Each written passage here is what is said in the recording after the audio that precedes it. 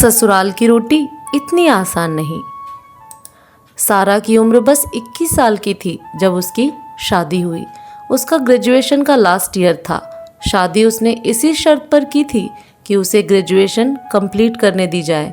उसे पढ़ने का बड़ा शौक था, पर अच्छा रिश्ता मिलते ही पापा ने एक ना सुनी। अर्श ने यूके से अपनी पोस्ट ग्रेजुएशन कंप्लीट करके अपना बिजनेस संभाला था।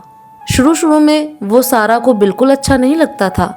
कितनी बार उसने अपने पापा मम्मा से कहा कि लड़का बिल्कुल हंसता बोलता नहीं है, पर पापा ने लड़का बहुत सोबर है, रिजर्व है, यह कहकर उसकी बात टाल दी। जैसे तैसे करके उसकी शादी हो गई, पर पढ़ाई के सिलसिले में उसको अक्सर कॉलेज जाना पड़ता था और फिर आए दिन मायके भी रुकना पड़ता था, जिसकी वजह से घर में सास और ननद आए दिन तमाशा खड़ा करती थी।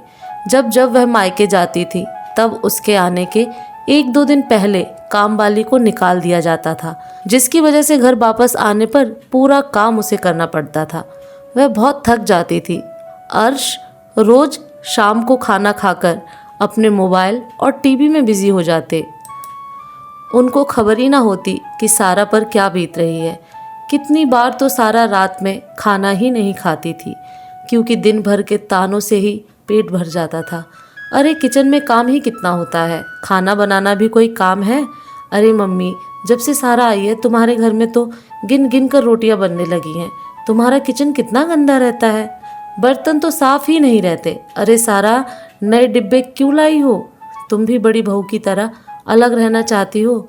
दिन भर तो आराम ही करती है, इतने बड़े घर में आकर सबका दिमाग खराब हो जाता है। अरे इनको तो पानी उबालने के लिए भी नौकर चाहिए। मेरी बेटी की तो उंगली टूट गई थी, तब भी पूरा काम करती थी। यहाँ तो जरा सी मोच आई है, उसमें भी आराम चाहिए, वगैरह वगैरह।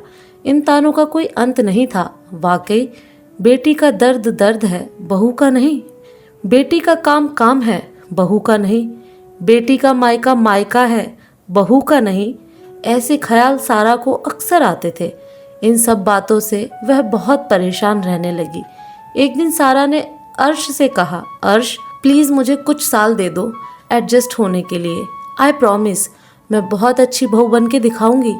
प्लीज़ मम्मी को समझाओ, मैं इंसान हूँ, मुझसे इतना काम नहीं होता। मम्मी हर चीज़ में मुझे टोकती हैं। मैं उनके हिसाब से काम करती हूँ तो बहुत थक जाती हूँ। ऊपर से कोई काम वाली नहीं लगती कि थोड़ी हेल्प ही हो जाए। ऊपर से बातें सुनने को अलग मिलती हैं। दिन भर आप तो रहते नहीं, मेरा दम घुटता है।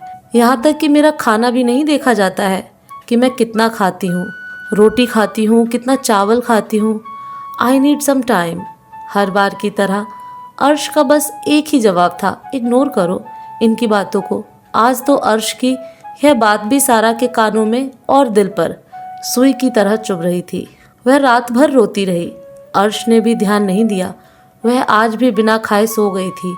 कभी अगर बीमारी में अर्श सारा के लिए सुबह का नाश्ता कमरे में ले आए तो मम्मी जी का कहना ही नहीं भूलती, अरे अर्श, आजकल की बीवियां यही चाहती हैं, शौहरों से खिदमत कराना। सारा मन महसूस कर रह जाती। मन तो होता कि कह दें कि तभी आपकी सारी बेटियां ससुराल छोड़कर मायके के पास रहती हैं, ताकि अपने शौहरों से खिदमत करवा सकें। बेटा करे तो जोरू का गुलाम, दमाद करे तो लायक दमाद। अर्श भी इन सब तानों से परेशान होने लगा। अब तो जब भी सारा की तबीयत खराब होती तो वह मायके छोड़ आता, क्योंकि ससुराल में तो कोई रोटी पूछने वाला भी नहीं था। अगर सारा की तबीयत खराब होने की वजह से मम्मी एक वक्त खाना बनाती तो 4 दिन तक सुनाती, और बेटियां तो सारा के कमरे के बाहर बैठकर कहती, अरे मम्मी, यह तुम्हारी उम्र है काम करने की, तुम्हारी ही बहू मजे में है, खूब आराम कराओ उनको। सारा का मन किया कि निकल के कह दें, आज आपको काम दिख रहा है? जब मैं रोज़ पिसती हूँ तब आपको काम नहीं दिखता? तब मम्मी से नहीं कहती कि मम्मी एक काम वाली रख लो, सारा कितना काम करेगी? वैसे आप लोगों की सास की भी उम्र हो गई है, वहाँ जाकर काम करिए। मैं तो आज ही बीमार पड़ी हूँ, मम्मी तो रोज़ बीमार रहती हैं। पर यह सब वह नहीं कह पाती, बस खून के घूंट पीकर रह जाती। और इतना सब सुनने के बाद शायद ही किसी के हलक से निवाला उतरे।